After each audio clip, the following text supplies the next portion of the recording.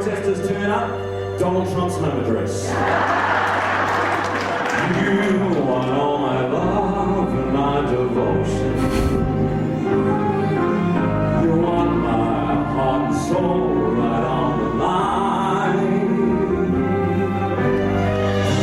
I have no doubt that I could love you, mezzanine, forever. I really just need some time. Ladies and gentlemen, please welcome my dream girls.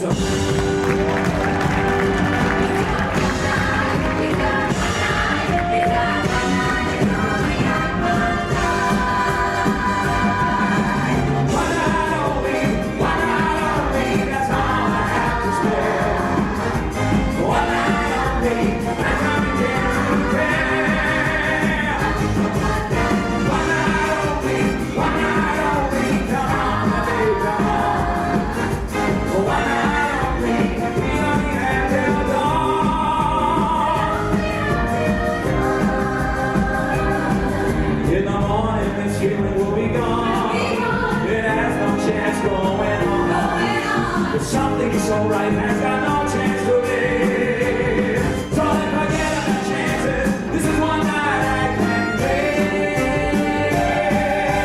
One night only.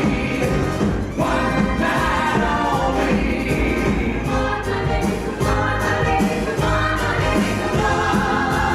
One night only. We only have till dawn.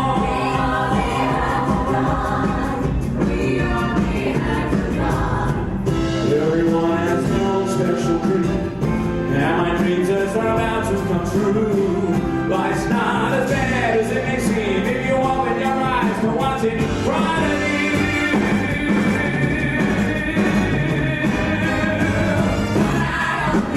One night only, there's nothing more to say. One night only, I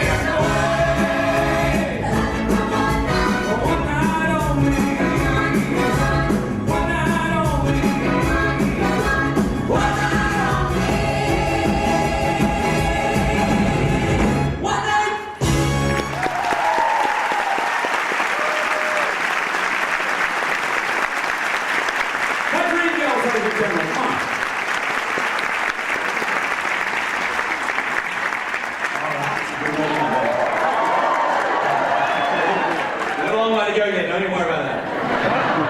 That's not a good start. Give me that again.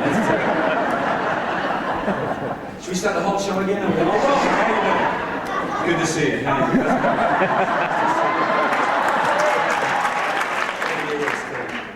You heard it, not rushing to get here, obviously. I met everybody else, that's all. Watch this.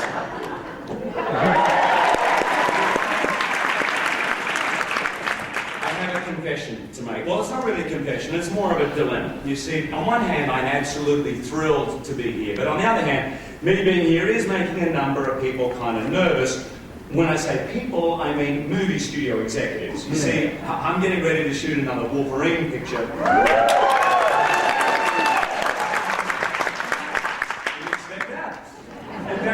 Shooting it right now. In fact, it's been one of those movies we've had to delay the entire year for one reason or another. And around about the third delay we had was in the spring of this year. And just as it was delayed, I got a phone call from my agent saying, hey man, I've had a theatre in San Francisco ring up, wondering if you'd be interested in going up there and doing a one-man show for a couple of weeks. Now, I've been talking to my agent and thinking about doing a one-man show for about 10 years, but about as far as I've gotten was the casting. So, it was 2 months from that very first call to the opening night. Now, I'm Australian. We've got any Aussies here today? All right. They're always sort of near the back. Closer to the bar, basically. That's the Aussies. In Australia, we have a saying, have a go. All right? Have a go. It's sort of etched into our DNA. We sort of believe that the only things you regret in life are the things you don't do, not the things you do, for better or worse. So we decided to have a go in San Fran, then we had a go in Toronto, but never in a million years would I believe, 6 months after that first call, that we'd be having a go here at the Broadway Theatre on the Great White Road.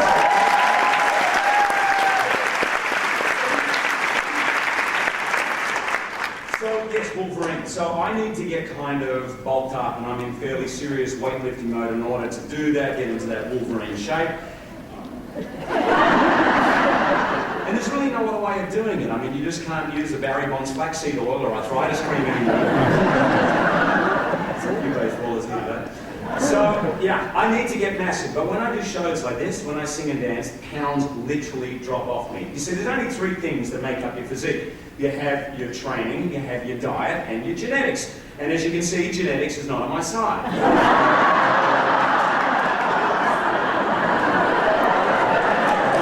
Don't laugh back, please. Yes, that's me, high school high jump champion at the age of 14 because I could just step over the thing. I was like, nope. Look, it's a humiliating picture, but when you zoom in closer, it gets even worse. You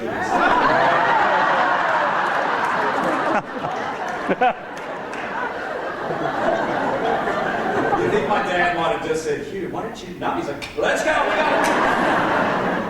There's also this small matter of image. You see, when I'm getting ready to be known as this,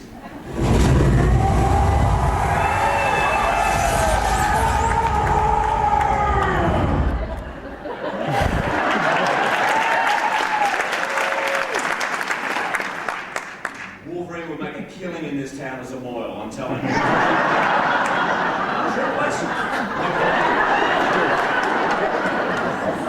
Movie studio executives, here I'm doing a song and dance show, they picture this. This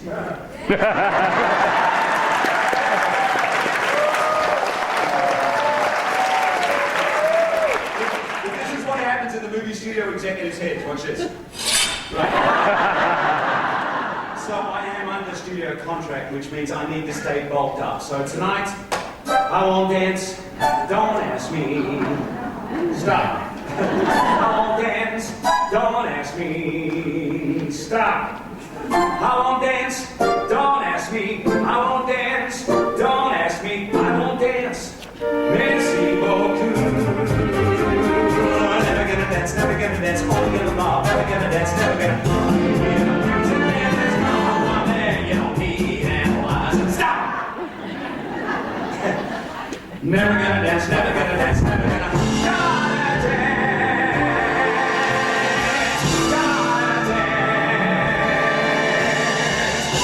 Girl in that mirror, there wouldn't be no whistle.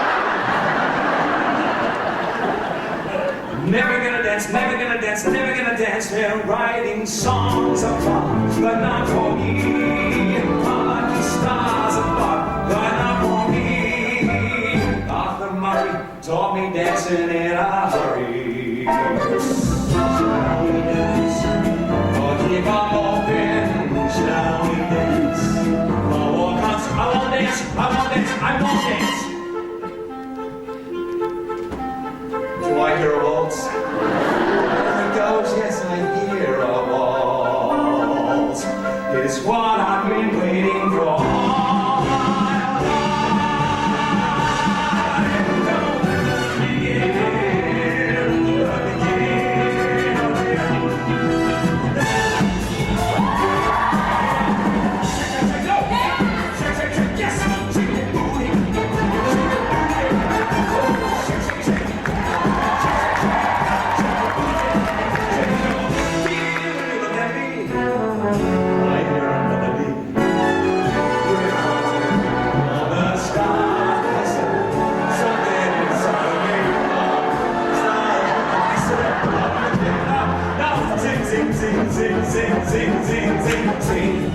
Sing a song, sing out loud, sing out strong. There may be trouble ahead of you, but when there's moonlight and music and love and romance, don't forget to dance it.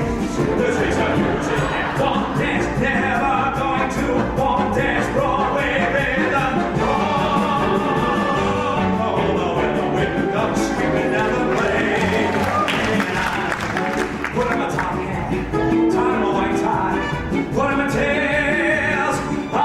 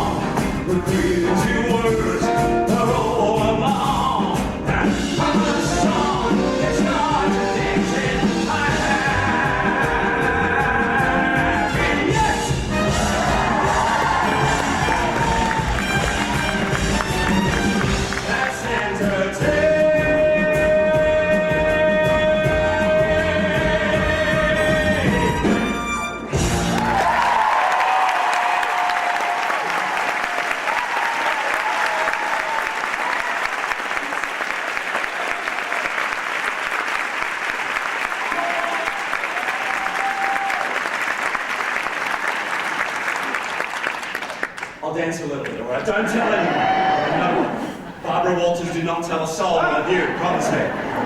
Welcome, Barbara. How you doing? You are here, Barbara, aren't you? Yes, that's sweet, nice. Barbara Walters.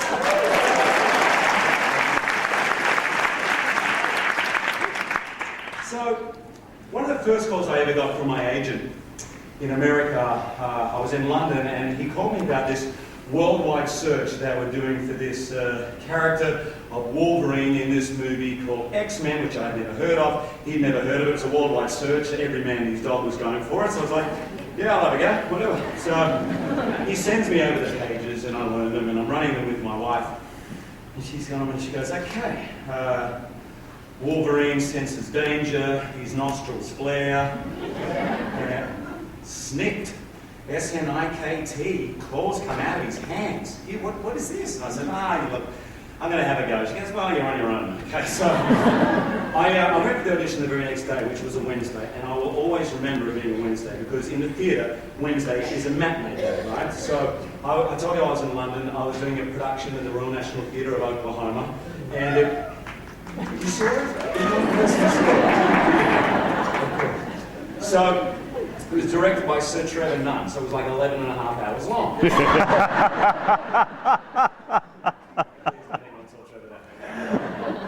And we had a 2 o'clock show. We came down, I think we came down about 5:10, and I had until 6 to do this audition, right? And there was thousands, they weren't waiting for me, so I was like, okay, I've got to go. So I literally run off stage and I whip off my leather chaps and I just run into Soho. Now remember, I'm playing the role of Curly and I have a perm in my hair. That is exactly how I looked when I went for my first audition for Wolverine. Right? I can barely look at that picture because I look exactly like my sister Zoe. It's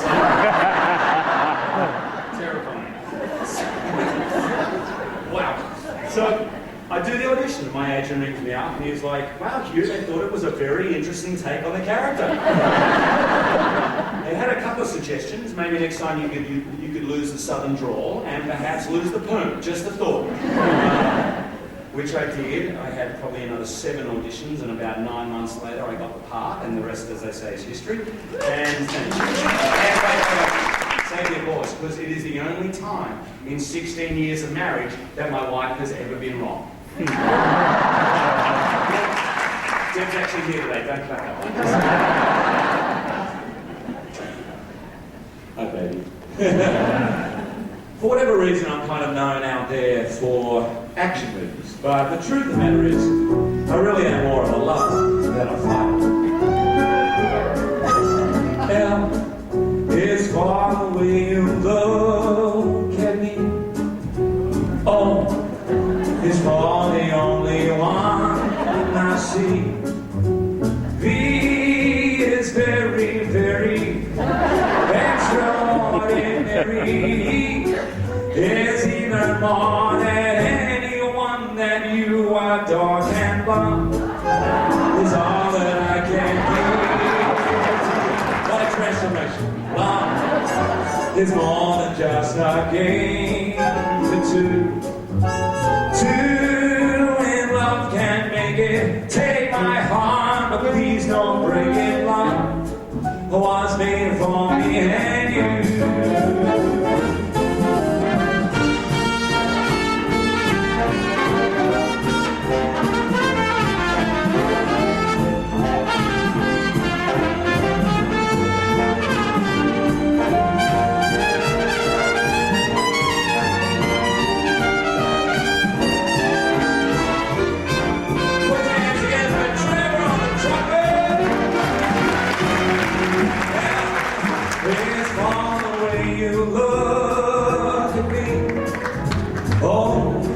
It's for the only one I see. V is very, very extraordinary. It's even more than anyone that you adore can love. Is all that I can give to you. Love is more than just a game for two.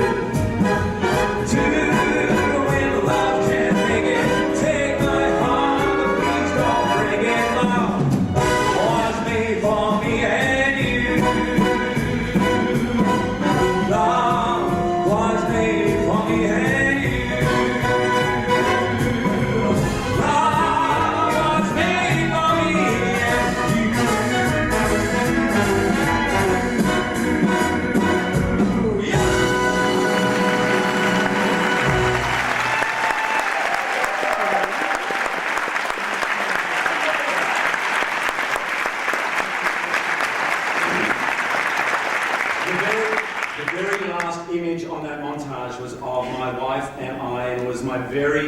job in showbiz, a TV series called Corelli.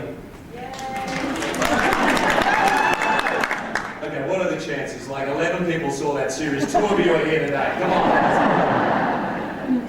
So I was an inmate, prison inmate. My wife was the prison psychologist, and well, say no more. So, anyway, my wife is actually here today, so, thank you. Ronnie, ladies and gentlemen. It's in his contract to appear twice a show. I had no idea it's a real thing here. We're good, man. That's one done. All right. I've always wanted to say this. Baby, this song is for you. I hope I'm looking at you. It could be someone else. If I'm looking at some weird stranger, just go with it. There you are. Someday, when I'm off the road and the world is cold, I will feel my blood just thinking of you and the way you look tonight. Yes, you're lovely, with your smile so warm and your cheeks so soft. There is nothing for me but to love you and the way you look tonight.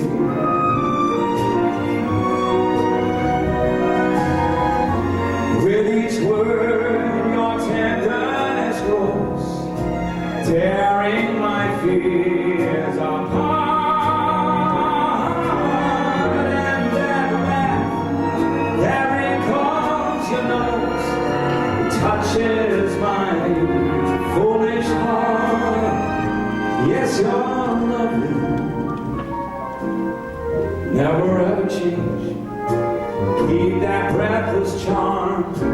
Won't you please arrange it? 'Cause I love you and the way you look tonight. You know, whenever someone asks me to describe Deb, I always tell the story of the time we were at the Peninsula Hotel in Los Angeles. And it's a fancy restaurant there. We were having lunch. We were in a booth. And across the way was this very debonair gentleman in a suit and tie.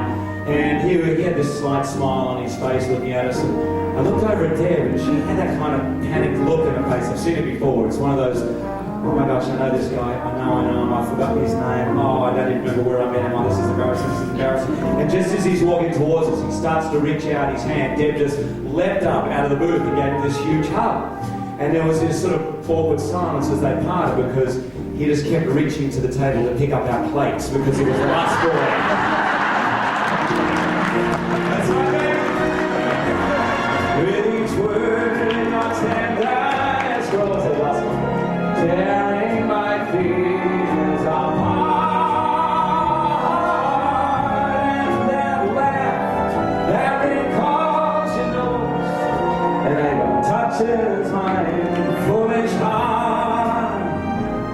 Yes, you're lovely. This is a bit where I get in trouble, I think. Never ever change, baby. Keep that breathless charm. Come here. Won't you please arrange it? 'Cause I love you.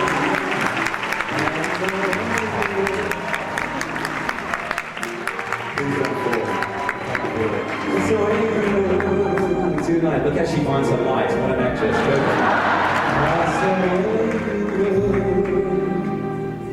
Every night.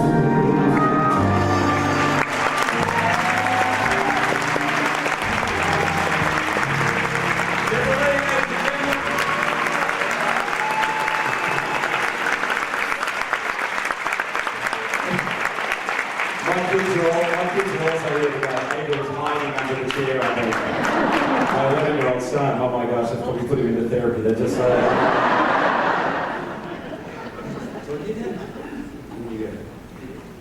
Oh, I don't live by a lot of rules in my life, but I do have one. Well, Aussies, we don't like rules, but I have one simple rule that has made all the difference to me: happy wife, happy life.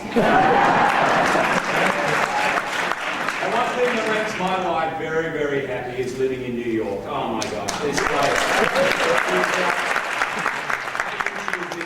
birth. She's like half from Queens, half from Queensland, seriously. And she made it very clear when we first got together 16, 17 years ago that one day, you know, we're going to live in New York. And I was like, fantastic, who's going to argue with that? I mean, and for the last 16 years we've been coming here on and off, and oh my gosh, she was right. Every time we came here, I was like, oh, the energy, the theatre, the food, the people, the music, everything. It blew me away. And so about 3 years ago, Deb said, all right, it's time for us to take the plunge, and we're going to move here full time, and we're going to live here. And the moment she said it, I felt this weird nervousness. I don't know what it was, maybe just the Australian kid in me, like I miss swimming in the ocean in the morning, and my family and friends. I just had this weird kind of reticence about it. And everybody always says you either love New York or you hate it. Well, I was not. I was just this side of love, and trust me, I wanted to love it with all my heart, because it wasn't like I had any choice in the matter. Okay, so we moved here, right, and you know, it was great, and on some level I did love it, but something was still holding me back until about 18 months ago. Yeah, it was around 18 months ago. I don't know what it was. I can't tell you exactly the defining moment, except I woke up one morning and I looked out, and it wasn't a particularly beautiful morning in New York, and my wife was waking up next to me, and I said to her, I happen to like New York. I happen to like this town. I like the city air. I like to drink of it. The more I know New York, the more I think of it. I like the sight and the sound and even the sting of it. I happen to like New York. I happen to like New York. I happen to love this word. And when I have to give the world my last farewell, and the undertaker starts to ring my funeral bell, I don't want to go to heaven, don't want to go to hell.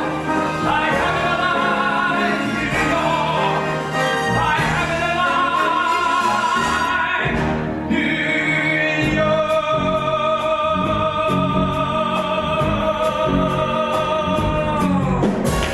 They say the neon lights are on Broadway. They say there's always magic in the air.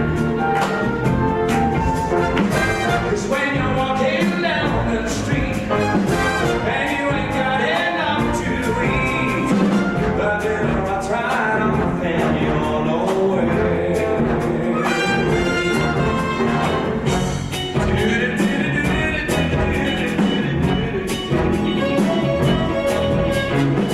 They say don't get that treat you find on Broadway. While looking at that crush gives me a lump. 'Cause how you gonna make some time when all you got is one thing dime, and one thing dime won't even shine your shoe.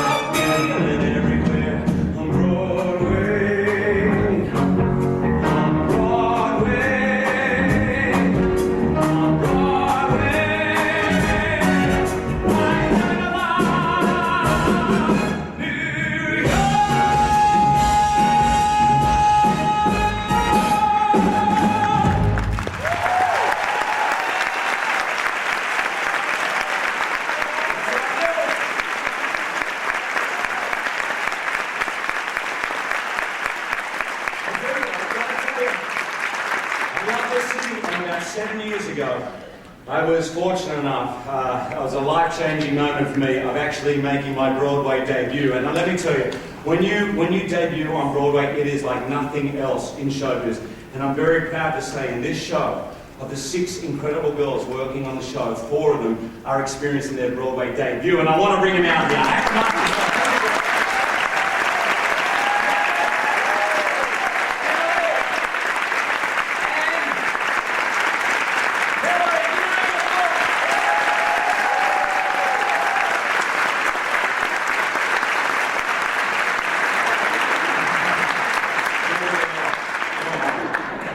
All right, let's bring this down a little bit. Oh, it's getting kind of hot up here. You guys hot? Yeah. Oh yeah, you're hot. Let's see. Oh, that looks nice. Yeah, a little blue. Oh, I like that, girls. A little clicky action. Come on, let's click. Yeah. Yeah, any rhythm's fine. Just. I like that.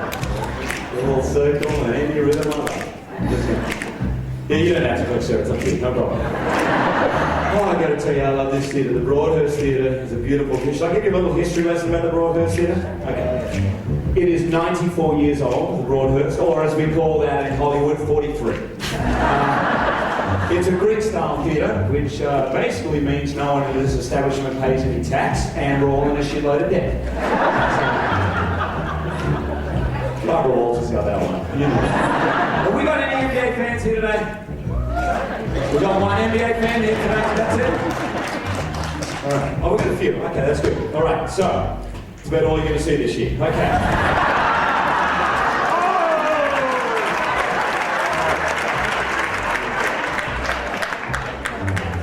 Enjoy the video. Never know how much I love you.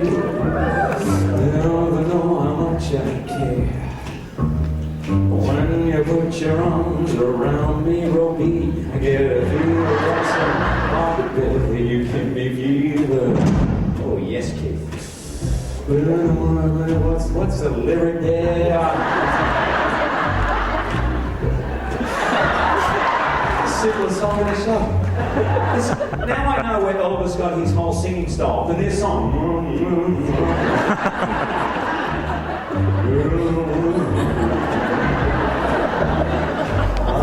Chicken soup and I don't want to but that's so okay, let's bring it back. You give me fever. Keep clicking. When you kiss it, fever when you hold me tight. Fever in the morning, fever all through the night. Everybody's got somebody that is something we all know. Mother, daughter. You desperately want me to move on right now. So, how old are you? 13, you poor thing, that's okay. Here's a little tip, okay? If anyone like me ever comes down and stops, this is what you do. Always wanted to say, please. What's your name? Carla, how are you? Stand up, Carla. And Mom, stand up. Look at this, mother and daughter. I mean, it's in rings. Look at this. Couldn't get down fast enough, could you, Mom? It's a compliment for both of you. What's your name? Suzanne. It's lovely to have you. Come up here, Suzanne. I want to be able to put your daughter to therapy just like my son. Come on. Carla. But this is the time to take a little sneaky photograph. You could use this for years, okay? Hi, Suzanne. Was this your idea to come today? Yes, it was. And did you say, Carla, this is the guy from Wolverine, you're going to love it? I told her that, yes.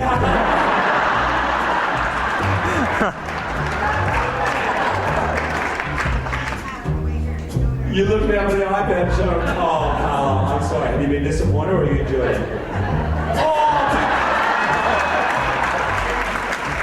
Carla, this is going to be slightly embarrassing, but you trust me, this moment you'll be able to use for years to come. Now, listen up a little. We're just going to click away.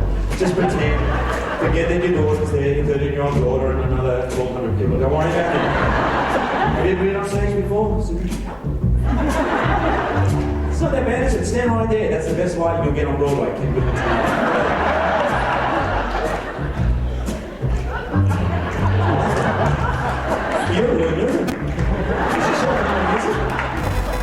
What's your kind of music? You know when Mum's really annoying and she's like, no, I'm not listening to your music, I'm listening to mine. What is it? Yeah, pretty much so. Show tunes! Well, we've had a night of show tunes. We're going to anyway, hang on, I wanted some music, I want you to be able to relax. What's your favourite show tune? But we got all day, don't worry about it.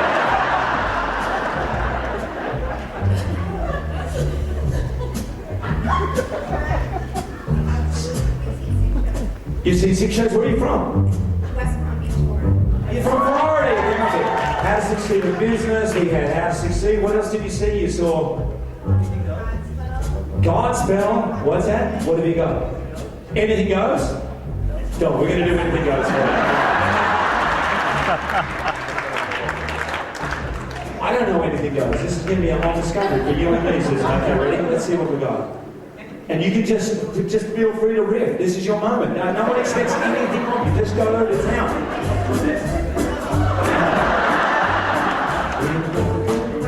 Let's start, come on. Put on something shocking. Come on.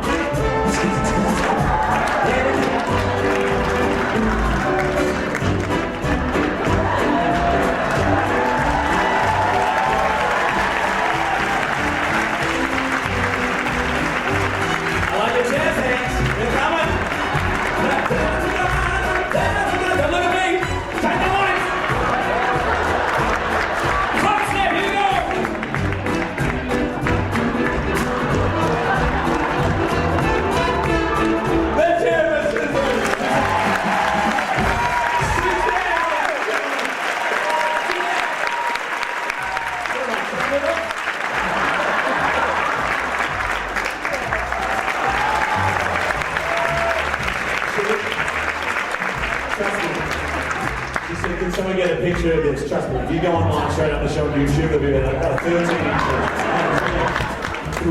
That's 3 lawsuits waiting to happen, okay? Oh my God, it's paparazzi in the front row. 1, 2, 3, 4.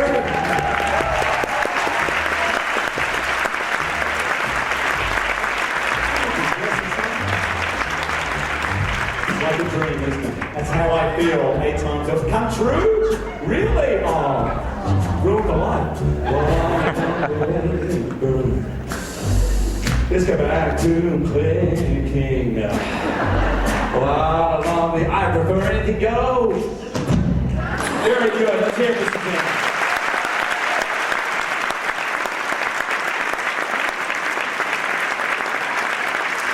It's terrible thing you do to your mother.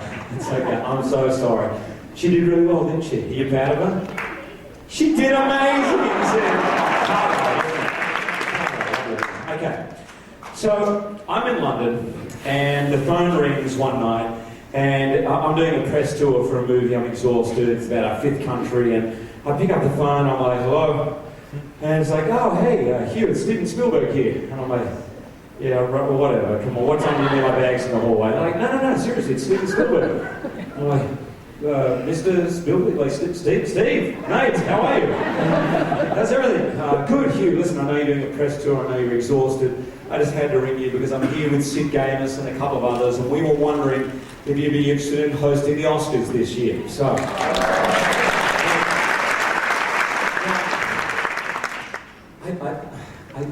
I can't remember exactly, but I think it went something like this. I went, the Oscars? Oh, okay. Yeah, I'll have a go. Yeah, why not? I said that to him. So he said, terrific, it's going to be amazing. He hangs up the phone, and I'm sitting there on the edge of my bed in shock. Deb walks in, and she's like, are you all right? And I said, you're about to get into bed with the host of the 81st Academy Awards. She's like, Billy Crystal's here?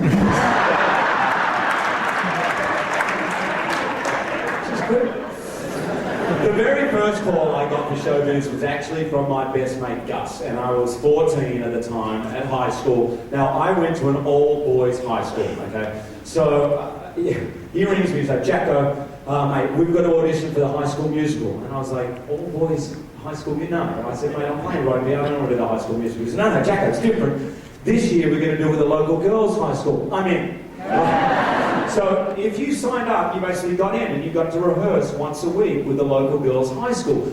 But if you wanted a part, that meant 3 blessed auditions with the local girls' high school. If you wanted that part, you had to audition. Now, I have never, to this day, wanted a part so badly in all my life. The musical was The Music Man, right? And which I'm sure you guys know, The Music Man? Okay, certainly, you know, good. So, the very first number, I went straight to the library, I had to find an audition piece, and the very first number I came across was perfect. It had 8 salesmen on a train, and it's a cappella, they're not singing, but they're talking to the rhythm of a train. It's a very, very brilliant piece of writing. And these 8 guys are talking about how hard it is to be a traveling salesman, and, you know, what are the best products, what are the best routes, who are the best salesmen, complaining, etc., etc. And I was like, I wanted the part so bad that I learned the entire thing, okay? So I had to learn all 8 parts. Now, I was 14 at the time, and I'm now 29, so it's like... I'm gonna have to try 31 next time. Okay, I'm 43, which means 29 years later, I still remember every single word of that audition. Do you want me to do a little bit? All right. Like I wasn't going to do a little bit for you. All that setup for nothing, come on. All right. Kid, can you give me a sound of a train? Something like, just give me the... Okay, remember, we're supposed to be on a train, we're all talking a cappella, I'm playing all 8 parts, humiliated, you get the point. Let's make sure we're not too fast. Oh, good, easy. Ever met a fella by the name of Hill? Hill, Hill, Hill, Hill, Hill, Hill, Hill, Hill. No! Just a minute. Never heard of any salesman. Now he doesn't know the territory. What's a fella's line? Never worries about his line. Or the Cracker Barrel being obsolete. Or the you need a biscuit in an airtight sanitary package. Or the Model T Ford. Just a minute. Never worries about his line. Or a doggone big. He's just a bandy bell ringing big. Hauling great dog nigger. Nothing rip roaring every time a bullseye salesman. That's Professor Howard L. Tell us what's his line. He's a fake and he doesn't know the territory. Look, what are you talking? He's a music man. He's a what? Oh, come on. You want me to read it? All right, here we go. He's a music man. He's a what? He's a music man, and he sells clarinets to the kids in the town with the big trombones and the rat-a-tat drums and the big brass bass, and the big old unicorn too with a tiny gold ring on a coat and a big red stripe on it. Well, I don't know much about that, but I do know you can't make a living selling big trombones. No, sir. Man, one piece perhaps, and here and there too. Some no. The fellow sells bands, boys bands. I don't know how he does it, but he lives like a king, and he gallows, every pumps, every shouts, every one of things, and certainly always, what else the pipe bass, and when the man dances, certainly boys, what else the pipe bass, yes, sir.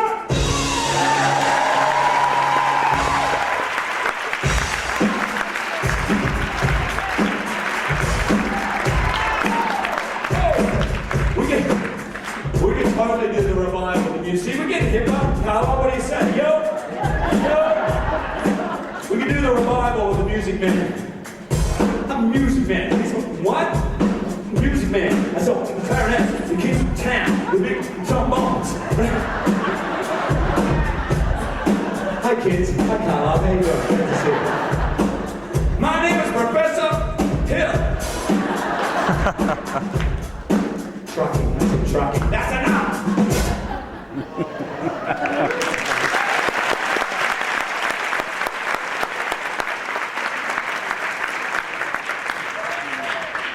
I got the part. Yes! Salesman number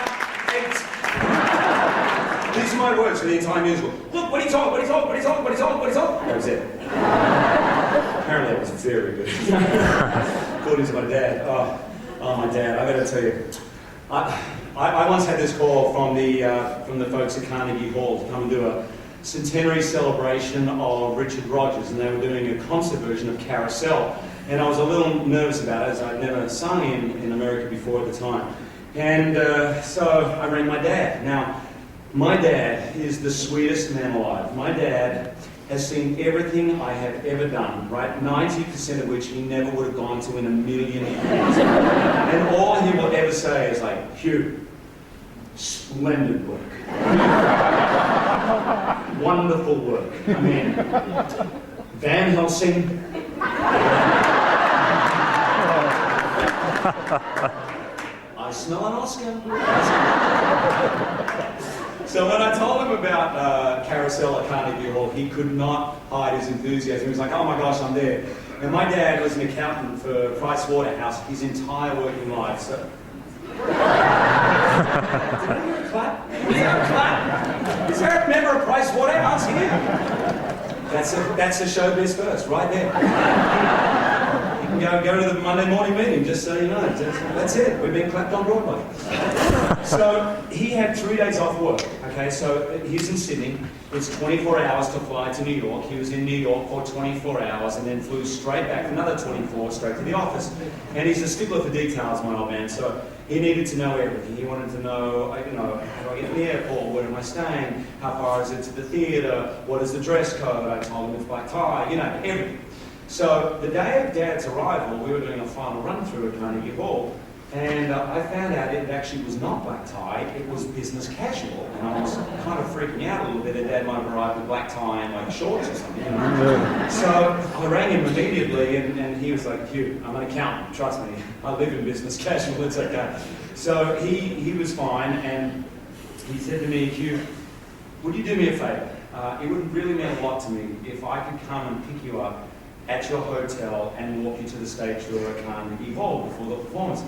I said, of course, Dad. And I was quite touched by that. And I said, sure, meet me at 6:30. So, 6:30 on the dot, he's an accountant. Knock, knock, knock, and I open up the door, and there is my father in full black tie. I'm like, Dad, I told you it's not black tie. Seriously, no one is wearing black tie. The only people wearing black tie are the choir. Everyone's going to think you're a baritone, Dad. He looked me straight in the eye and he said, Hugh, my son is singing at Carnegie Hall. It is black tie for me.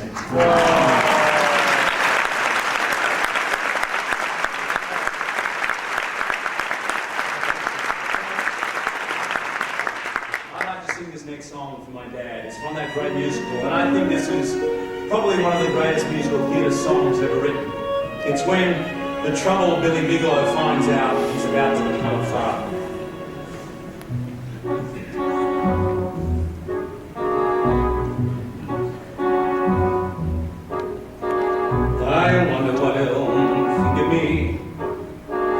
He'll call me the old man.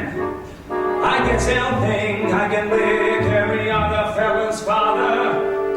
Well, I can. I bet that he'll turn out to be the spitting image of his dad. But he'll have more common sense than he's putting in that father ever had. Teach him to wrestle and dive through a wave when we go in the mornings for a swim.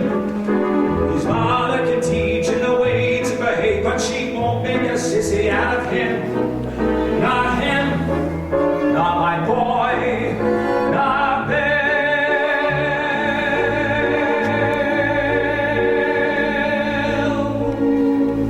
Bill, my boy Bill, I will see that he's named after me. I will. My boy Bill, he'll be tall and as tough as a tree. Well, Bill, like a tree, he'll grow with his head held high and his feet planted firm on the ground. And you won't see nobody dare to try to boss him or toss him around. No! Baggy, I bully or boss him around. I don't give a damn what he does, as long as he does what he likes. He can sit on his tail or work on a rail with a hammer and slides. He can ferry a boat on a river, or pedal a pack on his back, or work up and down the streets of a town with a whip and a horse and a hat. He can haul a scow along a canal, run a cow around a corral, maybe bark for a carousel. Of course it takes talent to do that well. He might be a champ of the heavyweights, or a fella that sells you glue, or president of the United States. Yeah, that'd be alright too. And his mother would like that. But he wouldn't be president unless he wanted to be. Not Bill. My boy Bill, he'll be tall and as tough as a tree. Well, Bill, like a tree he'll grow with his head held high and his feet planted firm on the ground. And I won't see nobody dare to try to boss him or toss him around. No fat bottom flaggy face, pot belly baggy eyed bastard will boss him around. And I'm damned if he'll marry his boss's daughter, a skinny-lipped virgin with blood like water who'll give him a peck and call it a kiss and look in his eyes through a worn yes. Why not take it on like this? My kid ain't even been born yet. I can't see him when he's 17 or so and starting to go with a girl. I can give him lots of pointers, very sound, on the way to get round any girl. I can tell him, oh, wait a minute. Well, what the hell? Could it be? What if he's a girl? Oh, Bill. Oh, Bill. Oh, God, I mean, what would I do with him? What can I do for her? I'm a bum with no money. Oh, you can't have fun with a son, but you gotta be a father to a girl. She might be as bad as that.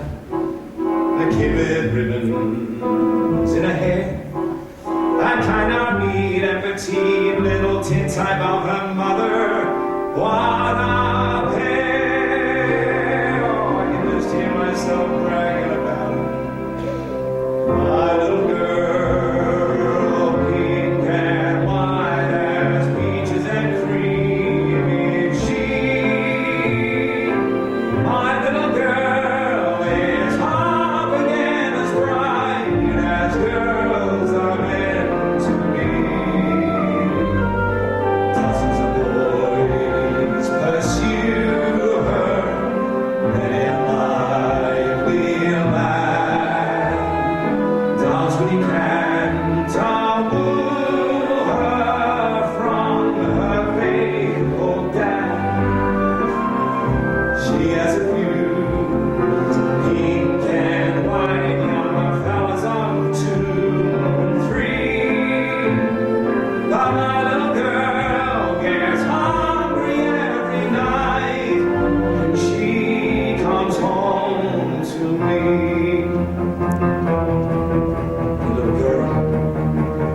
Little girl, I've got to be ready before she comes.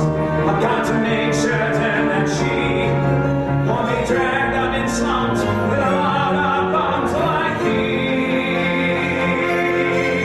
She's got to be sheltered and fed and dressed in the best that money can buy. I never know how to make money, but I'll try. By God, I'll try. I'll go out and make it or steal it or take it or die.